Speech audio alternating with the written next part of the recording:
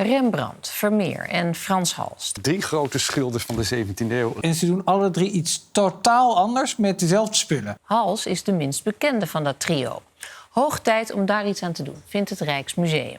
3 Hollandse meesters. Hoort daar niet een 4e bij?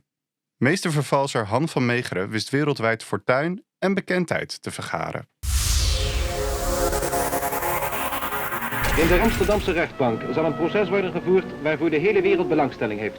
Het proces tegen de kunstschilder Han van Meegeren.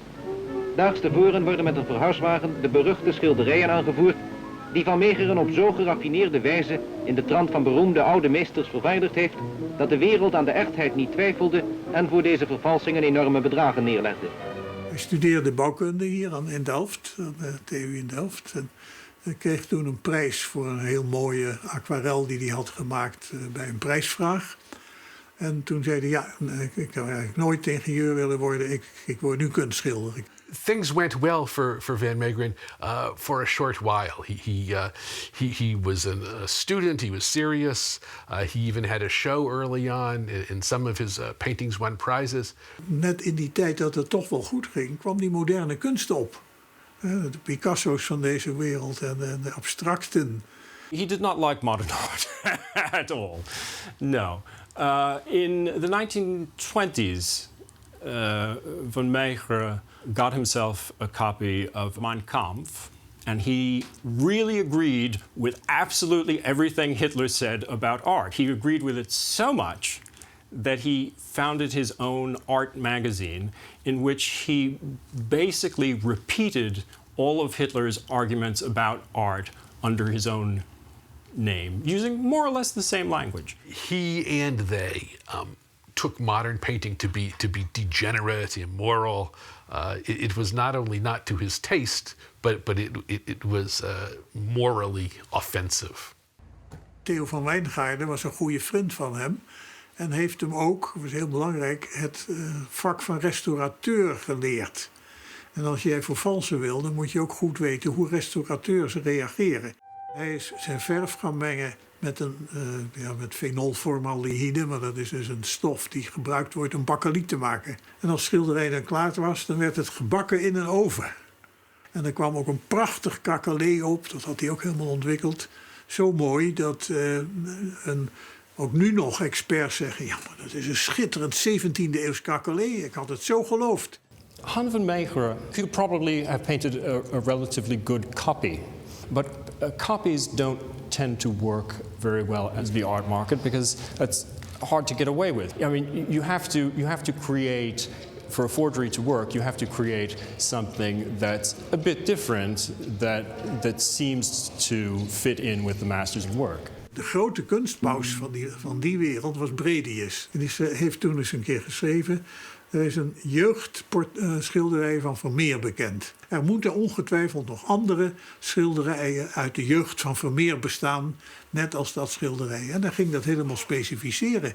Well, Van Meegeren took that list as a to-do list. And so he produced a painting that had this trait and that trait and the next trait. En toen stuurde hij een vriend van hem met dat schilderij naar Bredius. Dus hij moet daar eens heen gaan.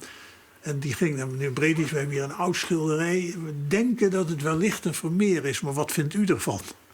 Nou ja, die man die kreeg zijn eigen specificatie voor ogen. Een aha-erlevenis. Van Meegeren verdient uiteindelijk miljoenen aan zijn vervalsingen. Zeker als de nazi's in opdracht van Göring door heel Europa kunstschatten roven en opkopen. Vele vooraanstaande kunstenaars en autoriteiten waren aanwezig en daarna had een rondgang over de tentoonstelling plaats. Georganiseerd door de Nederlandse Volksdienst in samenwerking met de Nederlandse Cultuurkamer. The Dutch are having a terrible time getting by. There's no food. People are absolutely in desperate circumstances. But Van Meegeren, he's not only thriving at a time when everyone else is in desperate trouble, but thriving in the company of the occupiers. The enemies are his pals, his friends. £50 million worth of Europe's treasures gathered together by an overfed bully who once blurted out, "When I hear the word culture, I reach for my gun." On Göring's prize painting of Vermeer, he believes, the Christ with the woman taken in adultery, one of the names on this paperwork is a Dutch art dealer that no one quite knows, Han van Meegeren. Het militair gezag stond al ongeveer 14 dagen na de bevrijding bij meneer Van Meegeren op de stoep. En die zei, meneer Van Meegeren, u heeft dat schilderij verkocht, dus bij Göring terechtgekomen. Waar had u dat vandaan? Dat mag ik niet zeggen, dat is een verarmde Italiaanse familie. En maar ja, dat praatje, dat deed het vroeger bij het verkopen van zijn kunst wel, maar bij de militairen niet. The police at some point come to him and they say, you know, we've been thinking about this some more. If you have in mind that we're after some kind of black market funny business, that's not what we're thinking here. We're thinking collaboration, we're thinking treason. And by the way, Mr. van Meegeren, the penalty for treason is death. En toen heeft hij de afweging gemaakt, ja, voor vervalsing, dat is lang niet zo erg. En er waren ook wel gevallen bekend waar mensen voor vervalsing veroordeeld waren, maar eigenlijk zonder straf. He says, you know that Vermeer that you're so excited about? And the police say, yeah. And he says, and you know the one in Rotterdam that people said was the greatest painting found in 400 years? He says, yeah. And you know the one that the Rijksmuseum just bought? And you know the one that this industrialist bought and that industrial, and that they all paid millions of dollars for? And the police say, yeah, we know that. And Van Meegeren says, I painted them myself. And the police leap back. Wow, what's he talking about? They think that this is some desperate invention he's made up. And then one of the policemen has a bright idea. He says, if Van Meegeren painted a Vermeer once, he could do it again. And so they set it up. They bring him in a room, they give him an easel, they give him his paints. They say, paint us a Vermeer. Except this time, one policeman stands behind one shoulder, one stands behind the other shoulder, and they're watching. Supposedly one of the Dutch papers ran a headline that said, he paints for his life. Christus en de schriftgeleerden. Dit laatste schilderde Van Meegeren, die we hier op weg naar de rechtbank zien, zoals bekend in opdracht van justitie, om hiermee te bewijzen dat zijn zelfbeschuldiging juist was.